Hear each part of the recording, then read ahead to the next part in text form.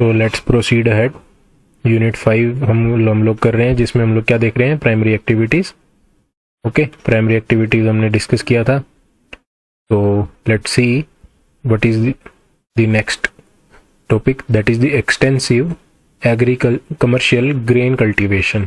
तो इसमें वर्ड से समझिए आप। वर्ड से कैसे समझेंगे? कमर्शियल का मतलब क्या है? The main purpose of farming is commerce. Commerce means इसको अभी सेल करना इंपॉर्टेंट है मार्केट में, इसकी वजह से इसको बड़े स्केल पे किया जा रहा है। ग्रेन का मतलब क्या? ग्रेन्स का कल्टीवेशन हो रहा है, ठीक है। सो एक्सटेंसिव मीन्स, जब एक्सटेंसिव बोलते हैं तो एक्सटेंसिव का मतलब क्या होता है? बहुत बड़े एरिया में किया जाएगा। दो वर्ड होते हैं, एक होता है एक्सटेंसिव, एक होता है इंटेंसिव। एक्सटेंसिव का मतलब क्या होता है? बहुत बड़े एरिया में, जो फील्ड का साइज होगा वो बहुत ही बड़ा होगा। इवन इंडिया में शायद इतना बड़ा फील्ड का साइज आपको मैक्सिमम मिलेगा ही नहीं, जो यूएस जैसी कंट्री में एवरेज साइज है। तो इतने बड़े बड़े एरियाज में वहाँ पे कल्टीवेशन होता है। तो commercial grain cultivation is practised in the interior parts of the semi arid lands of the middle latitudes. Wheat is the principal crop, though other crops are like corn, barley, oats and rye are also grown. So this is, ये क्या बता रहा है कि कौन कौन सी crops का cultivation किया जाता है। The size of the farm is very large, therefore entire operation of cultivation from ploughing to harvesting are mechanised. तो ये बता रहे कि यानी कि जब आप पूरी लैंड को कल्टीवेट कर रहे हैं तो उसमें इवन प्लोइंग से शुरू करके फिर उसके बाद आप वाटरिंग करेंगे, उसमें इरिगेशन करेंगे, उसके बाद उसमें आप हार्वेस्टिंग का मतलब होता है फसल को काटना। जो आपकी क्रॉप उगी है उसको काटना है तो उसको क्या बोलते हैं? हार्वेस्टिंग। तो ये सब कैसे होगा? ये बड़ी बड़ी मशीन से होगा। तो ये जो अभी आप इसमें पिक्चर में क्या शो कर रहा है, ये शो कर रहा है हार्वेस्टिंग, ठीक है। ये दो मशीन्स हैं। एक मशीन, ये वाली मशीन क्या है? ये वाली मशीन क्या कर रही है? कट कर रही है, और ये कन्वेयर के थ्रू क्या कर रहे हैं? इसमें स्टोर कर रहे हैं। तो ये क्या है? Mechanised agriculture. Okay, there is a low yield per acre but high yield per person. Why does this happen? तो अब इसमें क्या बोल रहे हैं? एरिया वाइज इसकी यील्ड लो है, बट अगर आप पर पर्सन देखेंगे, बिकॉज यहाँ पे इस एरिया पे डिपेंडेंट लोग कम है और मशीन्स का यूज कर रहे हैं, इसलिए लोगों का मतलब लोगों पे डिपेंडेंसी कम है। तो इसमें आगे देखते हैं कि what is the reason for this type of agriculture activities. This type of agriculture activity is best developed in the Eurasian steppes. Steppes क्या होते हैं? एक तरीके से प्लेन्स होते हैं। ये मिडल लैटिट्यूड में ये जो प्लेन्स होते हैं, इन प्लेन्स में ये ग्रास लैंड्स होती हैं, जहाँ पे ग्रास ज़्यादा होती है, फॉरेस्ट नहीं होता ये, ठीक है। The Canadian and the American plains, the pampas of the Argentina and the veldts of the South Africa. तो ये सारे क्या हैं? ये एरियाज हैं जहाँ पे agriculture practice, commercial grain agriculture cultivation यानी किया जाता है। तो ये कौन कौन से एरियाज हैं? ये सिर्फ ये वाले एरियाज हैं। इन एरियाज में किया जाता है। यहाँ पे बहुत बड़े बड़े फील्ड्स होंगे, आपको बहुत बड़े बड़े फार्म मिलेंगे। तो इन एरियाज में ही ये एग्रीकल्चर एक्टिविटी प्रैक्टिस की जाती है, ठीक है। उसके बाद आता है मिक्स्ड फार्मिंग। मिक्स्ड फार्मिंग में क्या होता है? मिक्स्ड फार्मिंग देखेंगे, this is the form of agriculture is found in the highly developed parts of the world. Example, north western Europe, north eastern north America, parts of the Eurasia and temperate latitudes of the southern continents. तो अब ये temperate latitude क्या होते हैं? जैसे हमने last video में देखा, उसमें क्या था? Tropical latitudes. तो ये क्या होते हैं? जो पूरी अर्थ है उसको डिवाइड किया गया लैटिट्यूड्स में, जोन्स में, लैटिट्यूडनल जोन्स है। ये आपका ट्रॉपिक है, सॉरी ये आपका इक्वेटर है, ठीक है। ये अगर अर्थ है तो ये आपका क्या है? इक्वेटर, ठीक है। ये आपका क्या है? ट्रॉपिक्स। ये दो ट्रॉपिक्स हैं, इनके बीच के एरिया क्या है? Tropical region. इसके बाहर का ये क्या आता है आपके? Circles, Arctic circle and Antarctic circle. तो इस एरिया के और इस लाइन के बीच में जो एरिया है वो क्या होते हैं? टेम्परेट जोन होते हैं। फिर ये क्या है? आपके पोल्स। तो ये आप अपनी किसी बुक में देखिए या इंटरनेट पे चेक करेंगे आपको तो ये समझ में आएगा कि कैसे अर्थ को डिवाइड किया गया है। टोटल कितने हैं? 3 और 3 6 पार्ट्स में। Mixed farms are moderate in size and usually the crops associated with are wheat, barley, oats, rye,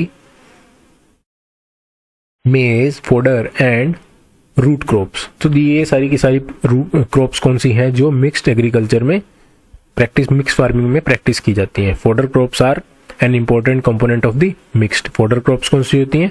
जो डोमेस्टिकेटेड एनिमल्स के लिए यूज होती हैं, जो कैटल को हम जो कैटल को जो चारा डालते हैं, जो घास फूस डालते हैं, तो वो फॉडर क्रॉप्स होती हैं, ठीक है। Are an important component.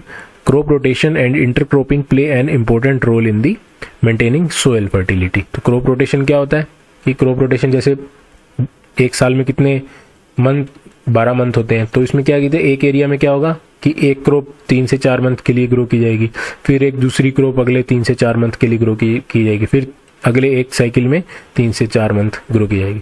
तो ये क्रॉप्स कैसे डिसाइड की जाती हैं क्रॉप साइकिल में? अब मान लीजिए क्रॉप्स की ये प्रॉपर्टी होती है कि ये कुछ सोयल से कंज्यूम करती हैं तो कुछ सोयल को देती भी हैं।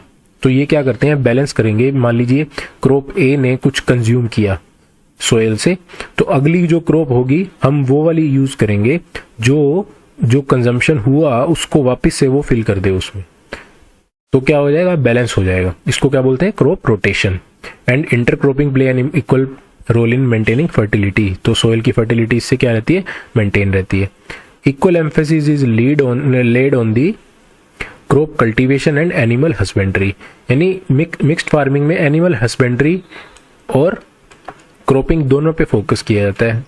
जो क्रॉपिंग क्यों किया जाता है, जो क्रॉपिंग से हमारे पास फोडर आएगा वो हम एनिमल को खिलाएंगे, और जो एनिमल से हमारे को जो मैन्योर मिलेगा उनके डंग की फॉर्म में, उसको हम एज ए मैन्योर हम यूज करेंगे अपने कल्टीवेशन के लिए, ठीक है।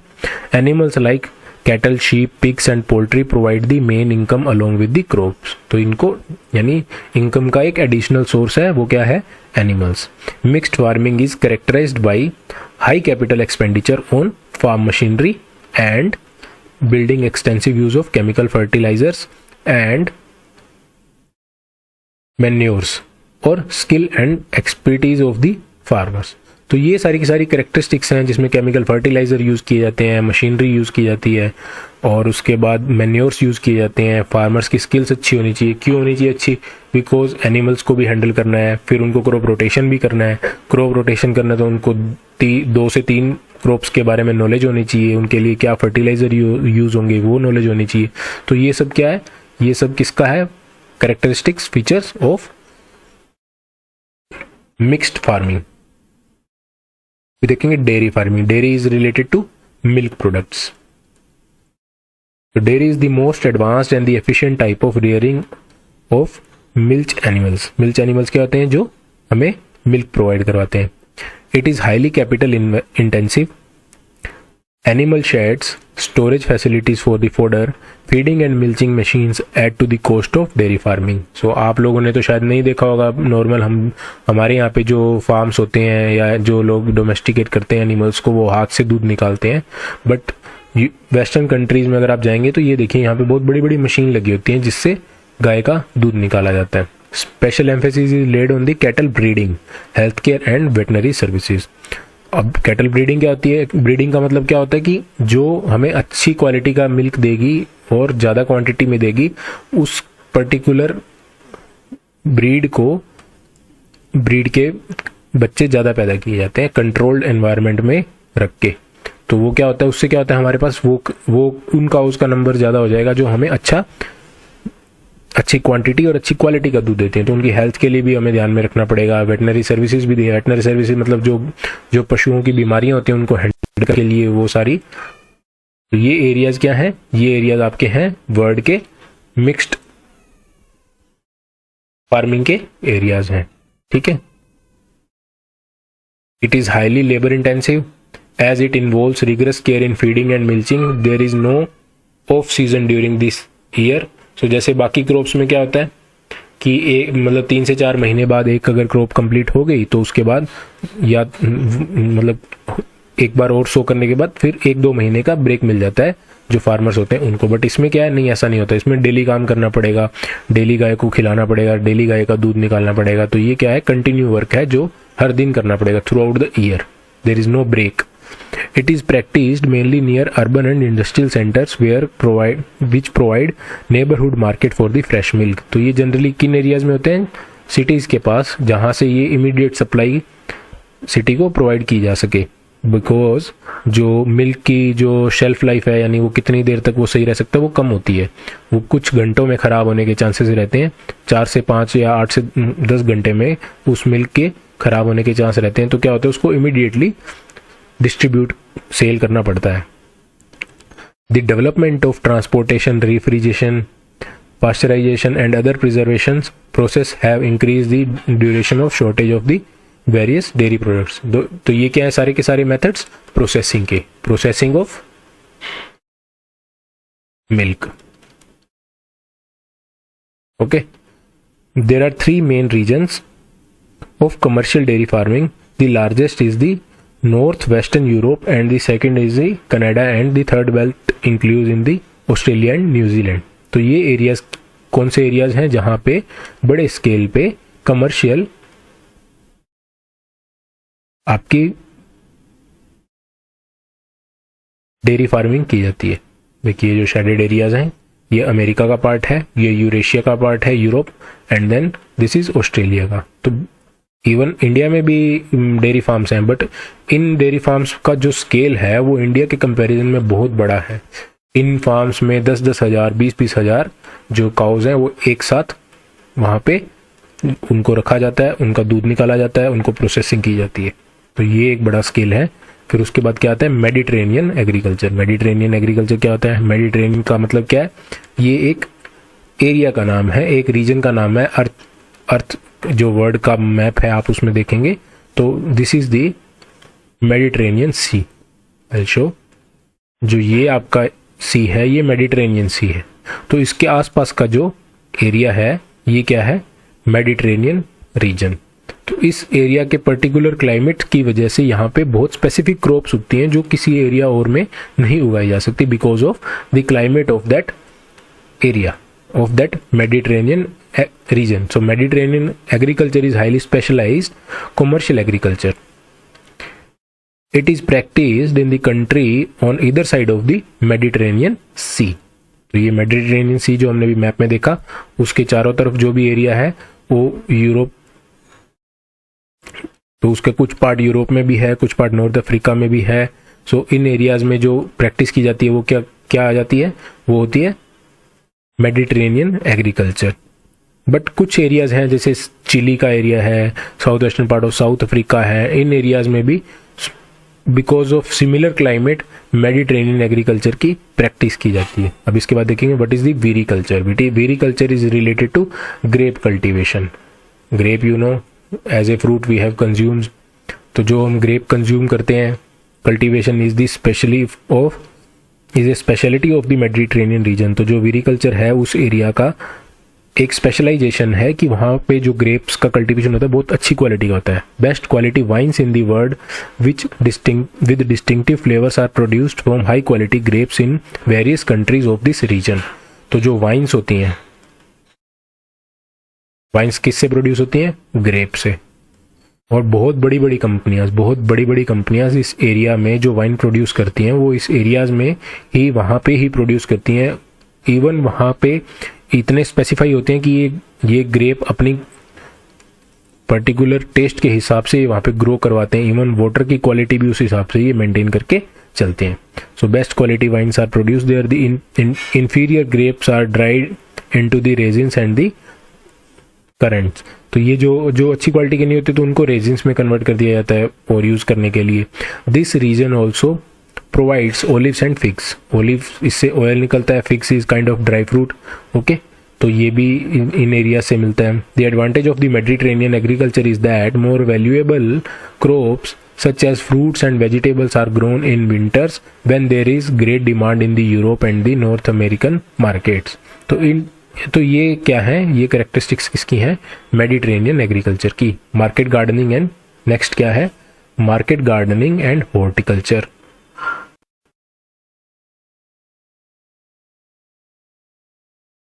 तो मार्केट गार्डनिंग क्या होता है, गार्डनिंग और हॉर्टिकल्चर इज थोड़ा बहुत सिमिलर। किससे होता है, प्लांटेशन का, प्लांट्स ही हैं ये, but plantation is different. So market gardening में क्या आएगा, देखते हैं इसमें।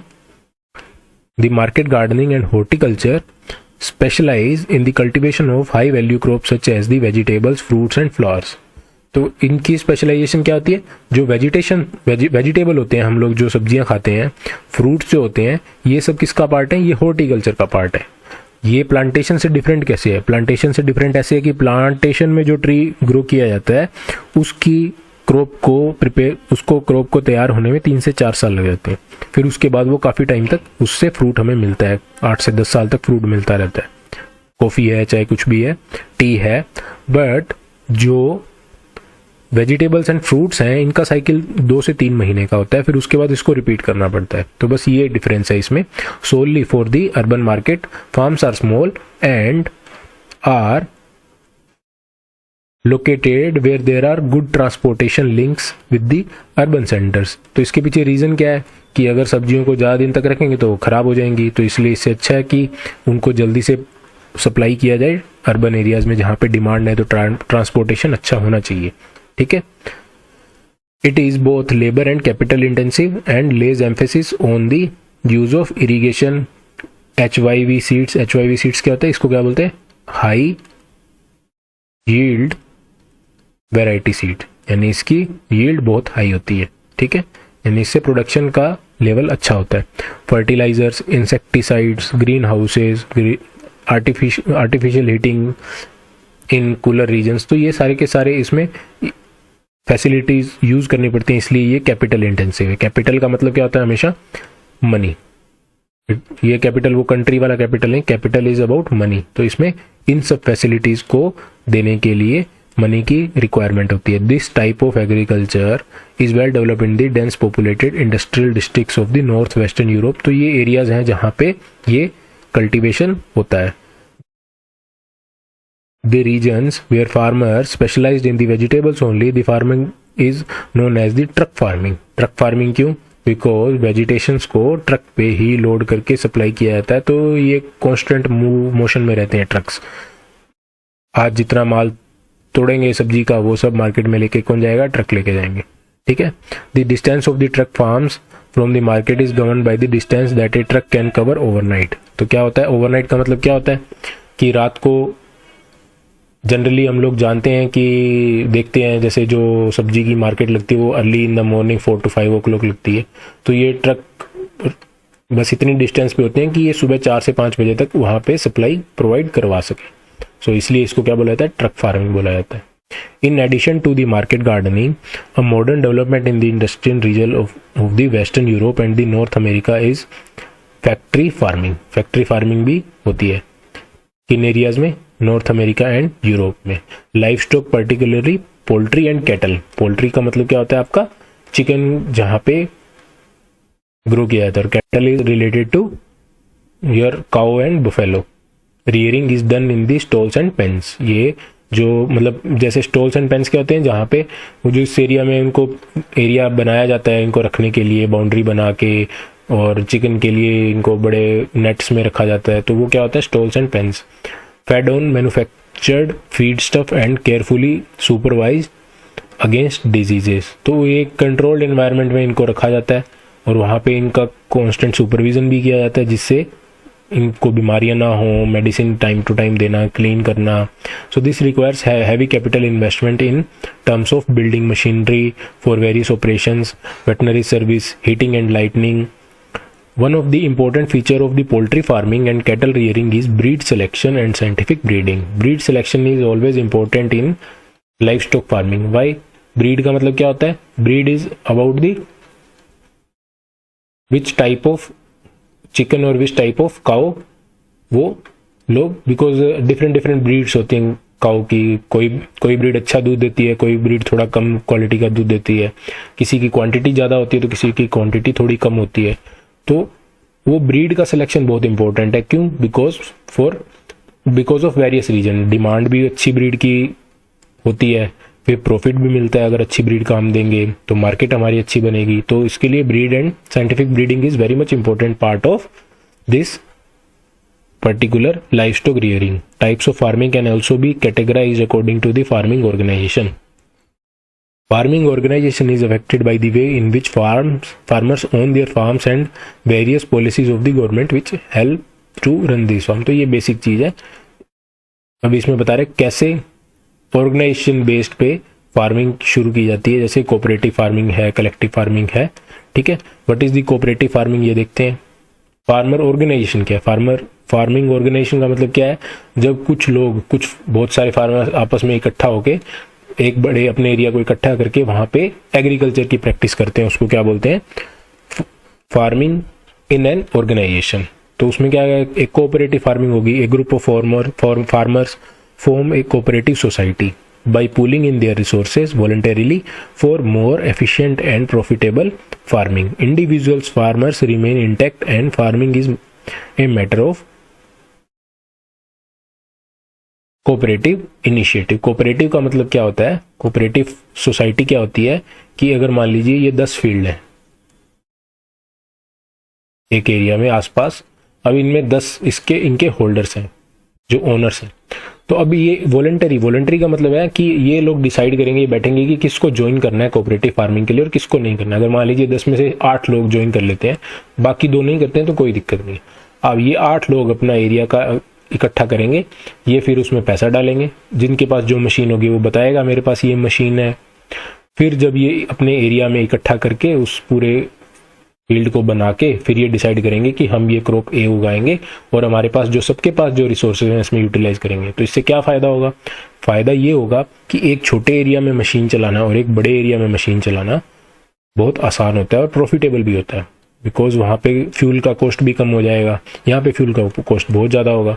तो जो इंडिविजुअल फार्मर्स हैं उनको बहुत बेनिफिट होता है इससे। इसको बोलते हैं cooperative farming. Cooperative societies help farmers to produce all important inputs of farming, sell the products and at the most favorable terms and the help in the processing of the quality products at cheaper rate. इससे फायदा क्या होगा? जब cooperative farming में जब farmers इकट्ठा होते हैं, एक सोसाइटी बनाते हैं, ये इवन बड़े बड़े स्केल पे भी जा सकती है, जिसमें ये 50 फार्मर भी हो सकते हैं, 100 फार्मर भी हो सकते हैं। तो जब ये बड़े स्केल पे करते हैं तो इनका प्रोडक्शन बहुत हाई होता है, क्योंकि बहुत सारी ज़मीन होती है इनके पास। जब हाई प्रोडक्शन होता है तो ये फिर मार्केटिंग भी अच्छी कर पाते हैं अपने प्रोड्यूस की। फिर ये बड़ी बड़ी कंपनियों से जाके डिमांड आर्ग्यूमेंट कर सकते हैं कि हम आपको ये प्रोडक्ट देंगे इस रेट पे, बार्गेन कर सकते हैं, आर्ग्यूमेंट नहीं सॉरी बार्गेन करते हैं उन कंपनी से जाके, तो इनको एक अच्छा प्राइस भी मिलता है जिसकी वजह से। सो कोऑपरेटिव मूवमेंट ये एक बहुत इंपॉर्टेंट मूवमेंट भी रहा है इंडिया में। अभी भी बहुत लोग कोऑपरेटिव फार्मिंग करते हैं डिफरेंट स्केल्स पे। तो originated over a century ago and has been successfully in many western European countries like Denmark, Netherland. तो इन कंट्रीज में है, इंडिया में भी है, और इन कंट्रीज में भी ये काफ़ी एडवांस लेवल पे पहुंच चुका है, ठीक है। तो दैट इज कोऑपरेटिव फार्मिंग। फिर उसके बाद आता है collective farming. The basic principle behind the types of farming is based on the social ownership of the means of production and the collective labor. Collective farming is the model of kolkhoz was introduced in erstwhile Soviet union. तो ये क्या था? एक USSR में, Soviet union में, जो Russia का पहले नाम था, यूएसएसआर में ये शुरू किया गया था वहाँ पे कलेक्टिव फार्मिंग, जब उनका मतलब काफ़ी इकोनॉमी डाउन होना शुरू हो गया था रशिया में। फूड अवेलेबल नहीं था, जॉबलेसनेस थी, एम्प्लॉयमेंट बिल्कुल नहीं था, लोगों के पास काम नहीं था करने के लिए। तो जो यूएसएसआर की गवर्नमेंट थी, उन्होंने एक शुरुआत की कलेक्टिव फार्मिंग की। कलेक्टिव फार्मिंग में क्या हुआ? जो कोऑपरेटिव फार्मिंग में होती है वो सब इकट्ठे आते हैं, ओनर वही रहते हैं। लेकिन कलेक्टिव फार्मिंग में क्या होती है? गवर्नमेंट पूरी लैंड का ओनर बन जाती है और जो यहाँ पे लोग थे उनको बोलते हैं कि अब आप यहाँ पे एज ए वर्कर काम करेंगे। तो वो क्या हो जाती है? Collective farming. To improve upon the inefficiency of the previous methods of agriculture. तो ये क्या था? कलेक्टिव फार्मिंग और the model of kolkhoz was introduced in the erstwhile Soviet Union to improve upon the inefficiency of the previous methods of agriculture and to boost agriculture production for self sufficiency. Self sufficiency का मतलब है भी जो Russia में उस time पे grain sufficient level पे produce नहीं हो रहा था, ताकि वहाँ की पॉपुलेशन की नीड्स को पूरा कर सके। तो जब ये सब किया, इस थ्रू कलेक्टिव फार्मिंग रशिया ने अटेम्प्ट किया ग्रेन का प्रोडक्शन इंप्रूव करने का। The farmers used to pool in all their resources like land, livestock and labour. However they were allowed to retain some small plots to grow crops in order to meet their daily requirements. तो even उनको थोड़े बहुत right से, but major control किसका था? Government का। तो ये क्या हो गया? Collective farming. But cooperative farming में क्या था, फार्मर इज द ओनर, वो कभी भी चाहे तो उस पर्टिकुलर ग्रुप से बाहर जाके अपना अलग कल्टीवेट कर सकता है। तो ये क्या है, द ऑर्गेनाइजेशन बेस्ड फार्मिंग। अब इसके बाद लास्ट देखेंगे क्या है, mining as a primary activity.